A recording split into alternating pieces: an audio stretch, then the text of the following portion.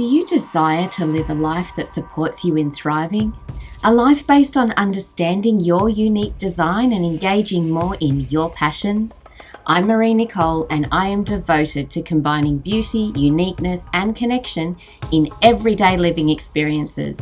As a creative professional and Dharma coach, I help people connect to the truth of who they are and facilitate them in embodying their uniqueness. I am also a mother of two precious young men, and with children in tow, have established and run unique businesses, embraced opportunities that have contributed to my creative career, while creating magical memories and living my life by design too. It's my hope that this podcast inspires you to live your life on your terms and earn your income through being uniquely you. Whether that's working for yourself or someone else, the key here is living a life in alignment with your unique design. After all, it's our unique thread that we each contribute to the collective tapestry that creates the whole.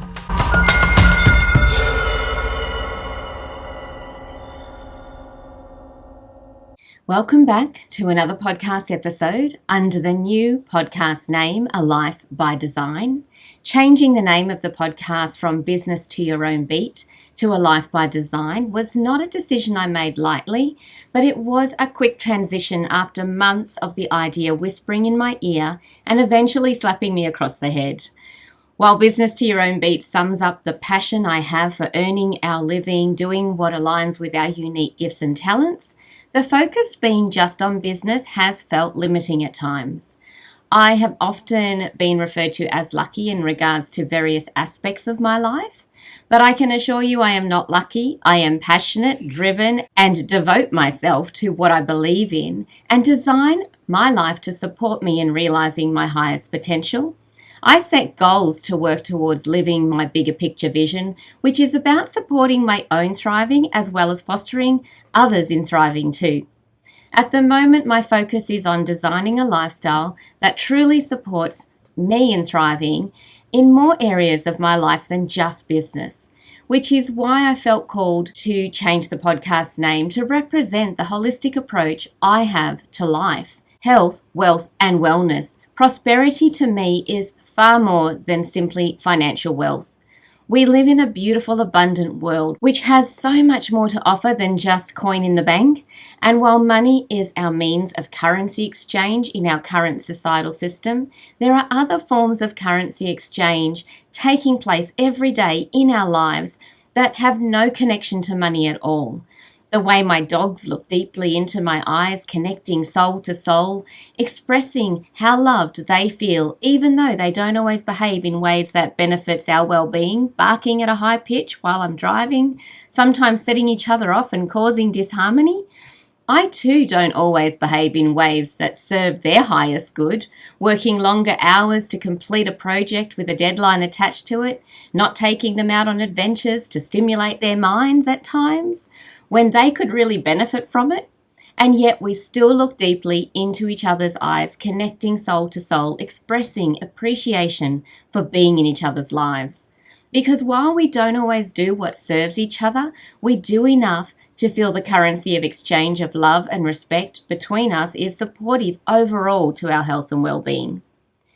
There are also the hugs of gratitude I receive from my sons, who are now both young men. After years of devoting myself to supporting their thriving, at times now I ask for that support in return, which they willingly give, as the unconditional love is so strong between us. Our currency of exchange is not based on how much money I provide them to do what they wish to do. It's about nurturing and fostering their health and well-being on so many more levels than just the financial. That said, they also do express how much they value what they have learned through being involved in my journey of doing business to my own beat, offering them insights into ways to move through life that supports their unique design, rather than trying to fit into molds that were not created for them and do not support them in thriving. Then there are the little messages we receive from treasured friends, resources shared, thought-provoking ideas exchanged, insights from contemplations expressed that help expand each other's thinking and discovering of what would potentially support us individually in our separate journeys. But the beautiful thing with this is that we feel comfortable enough to share, which is not necessarily welcomed amongst family members, but welcome amongst our soul family of friends. And that has nothing to do with our financial success. But even beyond that, there's the exchange of frequency with wild animals, where words do not have nearly as much power as the tone of voice itself, our body language, our internal vibe that radiates out of us. Money has no power in this scenario, but respect for the part we each play in the ecosystem can be felt.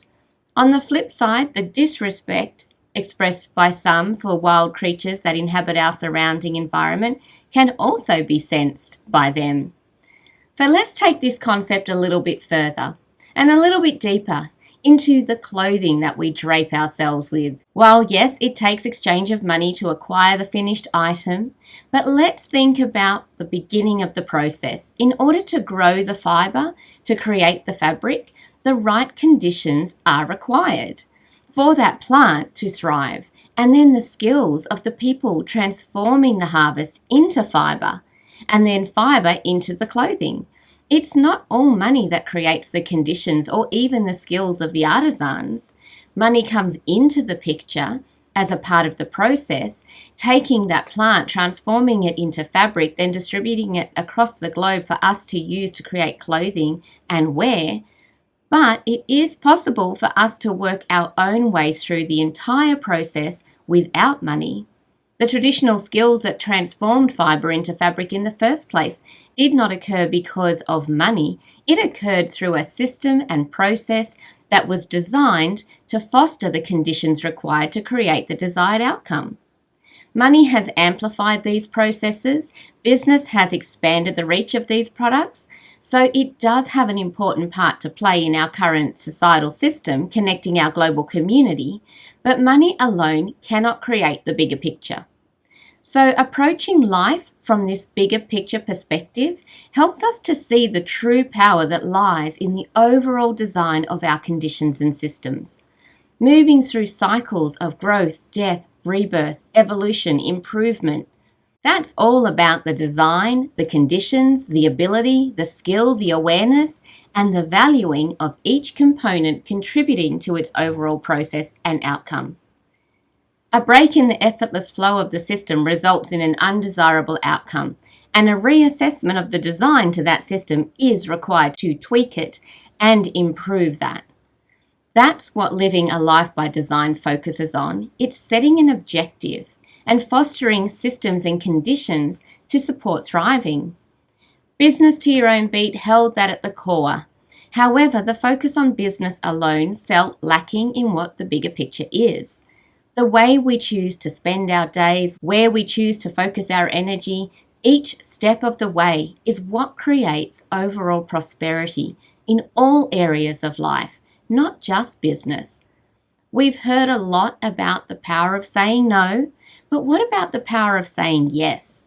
When it serves us to step outside of our comfort zone a little and take us just over our current edge, leading us to that next stage and phase of our personal growth and expansion.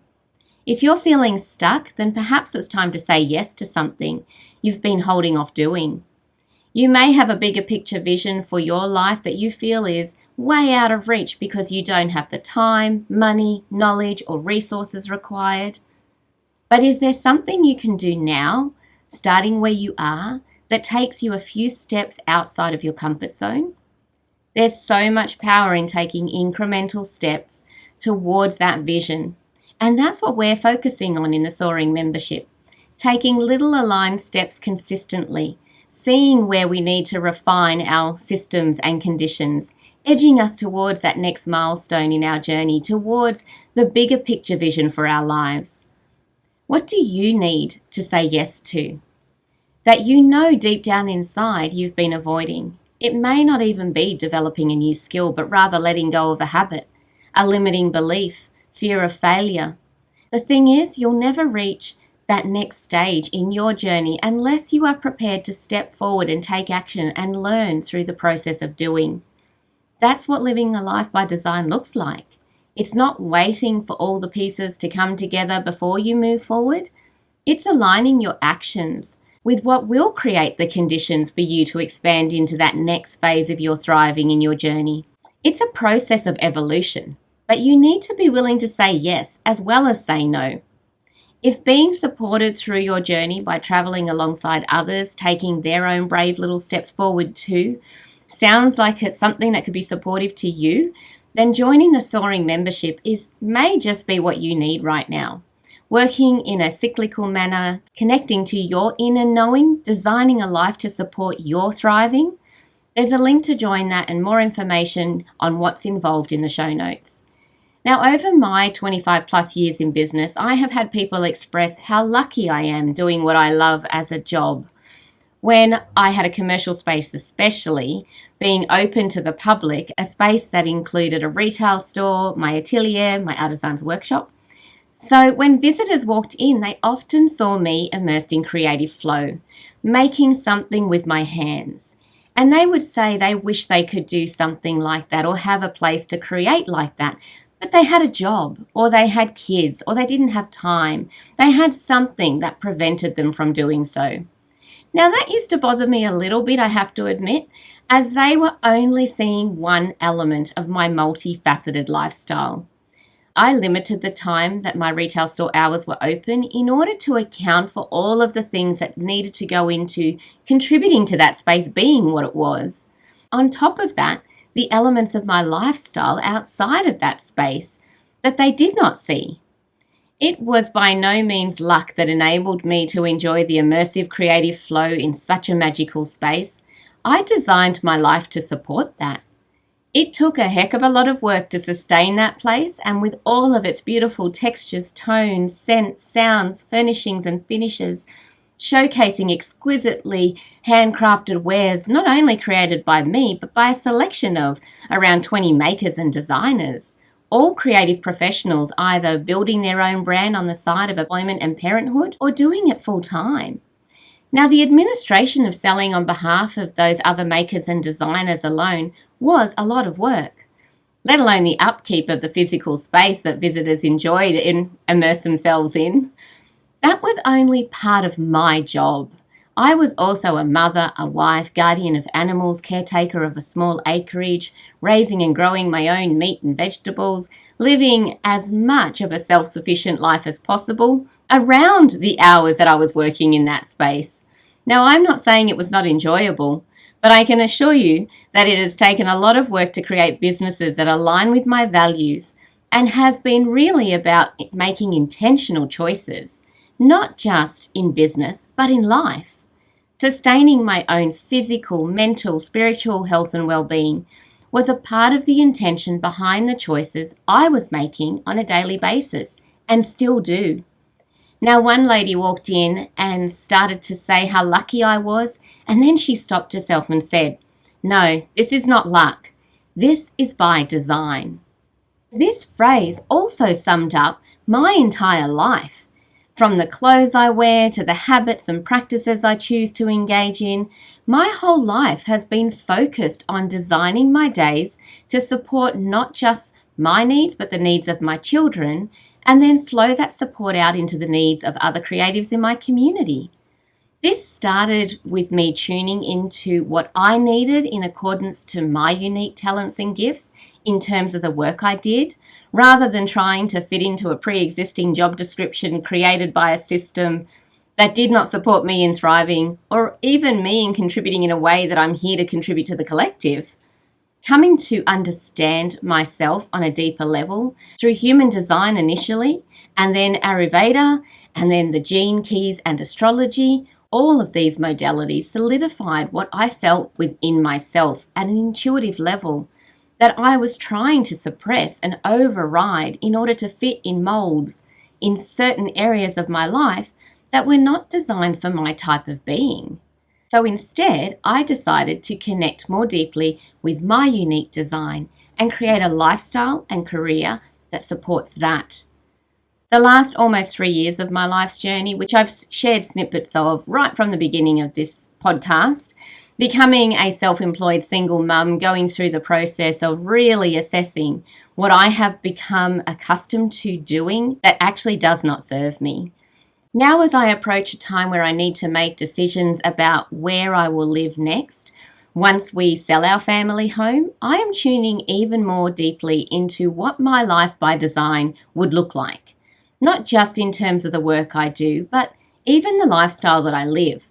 The one that was established here was for a family of 4, and this is not the lifestyle that I wish to sustain on my own. There are aspects of my personal dreams that I had set aside. Now I get to revisit and expand on those. My desire to become a sole purpose coach was based on supporting other creatives doing business to their own beat, which includes the understanding of their unique design, so they too could be liberated from expectations placed on them by others in their circle of influence and instead let their inner essence become their outer expression, which is exactly the process I have been going through over the last 3 years. Even though I thought I was living my purpose, when I had that commercial space, a new evolution of my purpose has been revealed to me, which includes elements of other things that I did set aside in order to create and sustain that past version of my life and commitments. Moving through cycles of renewal and change is a part of what we are here to experience. Nothing ever remains the same, but the conditions we set for our journey of growth, expansion, and evolution is either supported or limited by the daily choices that we make. So now I have created a virtual space through the Soaring membership where I can still support others along their journey of becoming the highest expression of themselves at whatever stage they are at in their journey. While I still have a big focus on business and earning our income aligning with our core values, we also look at habits and practices that support us in thriving, and not just about how to make money. A life by design looks at all elements of prosperity, not just the money in our bank.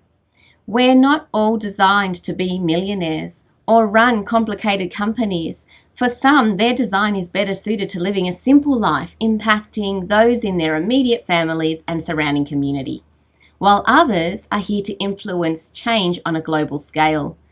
And for others, they are here to tinker away in their cave, making discoveries that impact the world and the collective with their discoveries, then finding a team to support them in distributing those discoveries that they make.